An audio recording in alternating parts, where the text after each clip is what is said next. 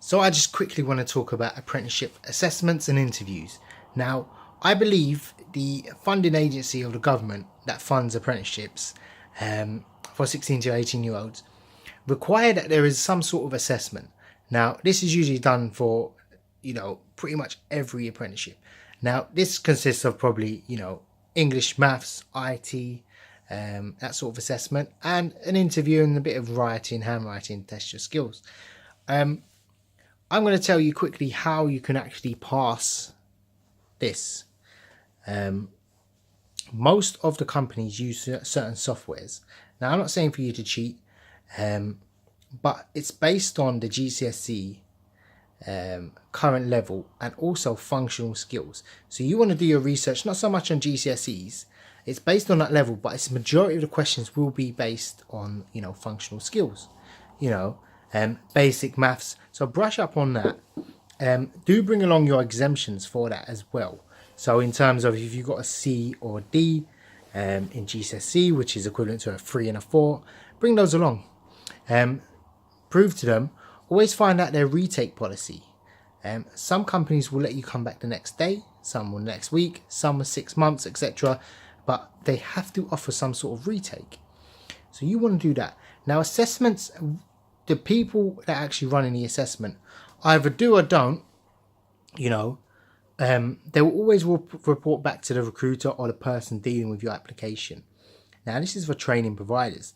So I've worked in a few, and I know for a fact many of the training providers will pretty much take either all the candidates or just the best candidates. Now, you want to really stand out. For us recruiters, it's very, very hard to actually find, candidates that stand out from the others. Now, I mean that very respectfully. All of the candidates I deal with, pretty much 99% of them are fantastic, and they always find placements in the end. The ones I like is the ones that really show an interest and a passion. Make it clear to the people there that you really want this apprenticeship. Can I call you tomorrow? I will call you. It's the reliability as well. So many people don't pick up their phone or reply to emails, and it loses them the apprenticeship and the job opportunity, and it just boggles the mind. Like, always get back to them. Grab an email address from the people, yeah? Ask them what you can do to help secure yourself an apprenticeship. Do you need anything from me? What can I do to get my apprenticeship? Should I talk to companies? Anything like that. Once someone sees that in you, they're going to definitely help you out. Now, it doesn't always work. Some people just, want to get the day over and done with. But the really good recruiters that really work hard, they get to know their candidates and they really, really do help them out. They tailor make apprenticeships. If I had a really good candidate today that came to me, I took the time, spent 15 minutes with him. I'm extremely busy at work.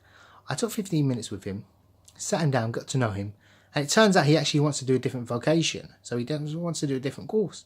So I know tomorrow that I'm going to go into the office. I was impressed with him. Ring around the office, call some companies up, see if they'd like to take him on.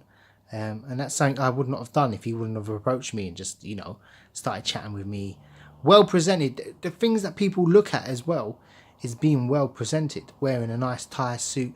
If you come with a crease shirt or you don't read the emails and you don't get back to the actual people and you don't do, perform well, and you looking disinterested will never ever secure you an apprenticeship. Even if it's the most boring assessment day, just nail it, man. Just put all your effort into that, because those people, they have a lot of power, believe it or not. They can actually, get you in. They can actually pull some strings if you just come across well. And if you fill them with confidence, they will place you in an apprenticeship, guaranteed.